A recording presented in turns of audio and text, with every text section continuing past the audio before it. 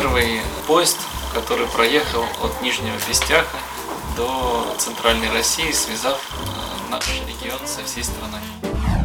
Вообще для меня главными результатами стало то, что мы построили новое качество команды, и у нас команда единомышленников с горящими глазами и с верой в результаты.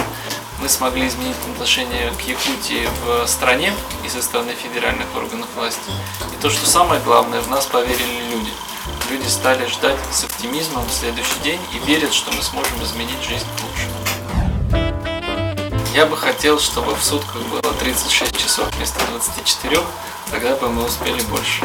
А если серьезно, я бы, наверное, сделал бы нашу работу еще более сфокусированной, сосредоточиться на главном, что даст основной результат, и меньше времени тратить на наносное, то, что связано с формальными процессами и действиями.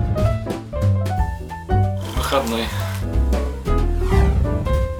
Я хочу пожелать всем жителям Якутии мира в семье, успехов на работе, здоровья близким.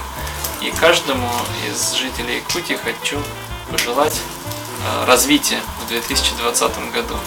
Попробовать что-то новое, открыть для себя какую-то новую сферу, стать чуточку более профессиональными, более нацеленными на результат.